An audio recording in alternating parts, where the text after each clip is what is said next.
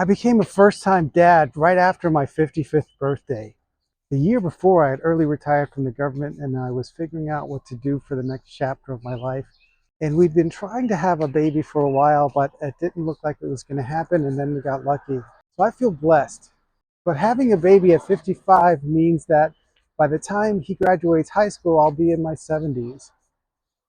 That's a scary thought, but I mean, that's how math works. That's how time works. So I want to make sure I'm there for him. So the past couple of times I've gotten blood work from a physical that showed I was pre-diabetic, and I hadn't been taking it very seriously, but now is the time. So I changed my diet to focus on more low glycemic index foods. So no more pasta or rice. Instead, I've been switching to quinoa, carbonate bread, and red lentil pasta, things like that. And I know that exercise is important. So I had done Jiu-Jitsu for many years, and then I sort of dropped off after the pandemic. And I don't like working out with weights, but I know in order to get the pre-diabetes in check, exercise is important. So I started going back to the gym, hurt my back, went back again, hurt my back, went back again. And the past couple of weeks, I was having back spasms again, went to the doctor. So I'm trying to ease back into it. And I went this morning, 9 a.m. Saturday class, taking it seriously, but also not doing it in a way that I'm going to be injured. So when I got my sleep apnea sorted out and I have to sleep with a CPAP machine, it was kind of a jarring and depressing thought that I would have to wear this machine for the rest of my life.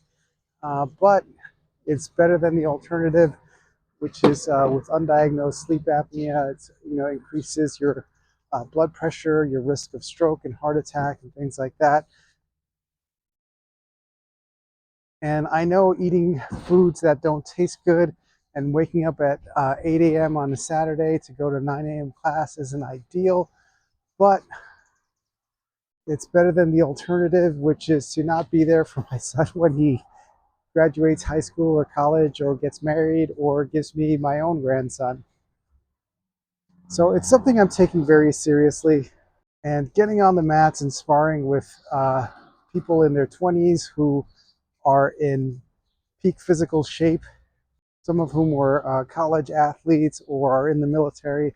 That's tough on my body and it's tough on my ego. So I'm a competitive person. I don't like to lose, but I also know that at 55, when I get something like back spasms, that'll put me out for a few weeks. So if I want to handle the physical fitness and not just the diet side of the diabetes equation, I have to do it consistently, and consistency beats intensity. So I have to keep my ego in check because my son is more important than my ego. So it's been a couple of weeks that I've been off the mats and dealing with the back spasms.